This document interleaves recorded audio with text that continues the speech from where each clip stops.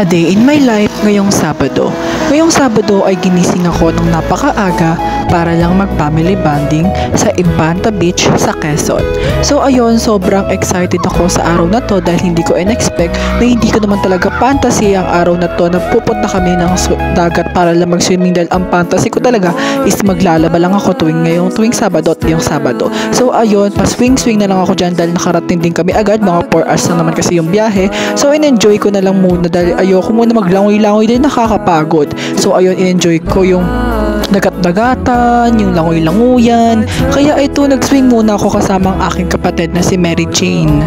Yes, na-mention din siya. Special mention ang EA. So ayun, sobrang enjoy ko yan, te. Kasi si Kulot yung nagduduyan sa amin. So naisipan ko pumunta na lang din dun sa may tabing dagat at maglakad-lakad. Naka-jacket pa ako, diba? Kasi sobrang lamig sa biyahe. 5 hours, ay 4 hours kami nakaupo doon. Ang sakit sa pit. So ayun yung view ng dagat. Napakaganda, napakalinis, napaka-fresh ng hangin. Sobrang saya bakla sa totoo lang. Pero boring na boring talagang AI na yan. Kaya ayan, kumuha ng shade at salamin. Ay, kumuha ng salamin. O tama, bakit? Salamin talaga yung bakla. Wag mo ko anihin dyan. At kumuha ng sombrero na pang ano. Paano? Sige, sabihin mo kung ano. Ano nga ulit pangalan yan? Comment down below nga, charot.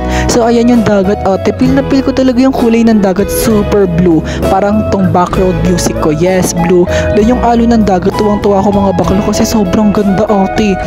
Fantasy ko lang to dati pero ngayon dito na ako. Pero hindi ko naman to first time. Then ito, viral naman to sa TikTok yung gantong ate, nagto-thirst trap. Then ayun ate, ginawa ko na rin itong mga ganto-ganto. Syempre, papakita natin yung ganda at fresh ng hangin. Tapos yung ganda ng langit ate, blue na blue. Ate, tignan mo, walang halong issue ate. Napakaganda, napakasaya lang talaga dyan. Kaya pinipili ko talaga yung pabakasyon na yan ate. Kahit 2 araw lang talaga kami. Kaya ayun, kahit pa paano, nag-enjoy ako, diba? So ayun o, feel na feel ko. Ganda-ganda ako, palakad-lakad ako dyan ate, ang daming pogi kasi yung mga pogi hindi natin makakarbat yun kasi maliban natin may GF yun tsaka probinsya to bakla, hindi ka talaga maghanap ng pogi dito, mag-e-enjoy ka talaga. Syempre normal na sa akin yung maganda-ganda at edi ayun, syempre naganda-gandahan ako, dinala ko pa nga suklay tsaka salamin ko. Syempre hindi pwedeng hindi natin makikita yung face natin kung syongit na ba or paganda ate. So ayun, inulit ko pa yan ate, kaya na nga nalaglag talaga sa lakas ng hangin yung sombrero kong suot eh. Kaya pinurot ko, syempre magkukunyari ako maganda dyan ate. Gusto ko nga sana magganap-ganapan yung lunod-lunodan para kung naman kasakali may tutulong sa akin na pogi, diba? Bakit? Why? Hala, pilingera. So ayun ate, yun na sila yung mga kasamahan ko, nagsiswimming na rin sila, ine-enjoy namin yan ate. Doon lang talaga kami sa mababa kasi nakakatakot pumunta sa malalim bakla. Kaya pinipili ko na lang talaga ito yung malalim na to. Kaya ate, hindi kasi ako ganun kagaling lumangoy. Kaya pang malalim, pang mababa lang talaga ako.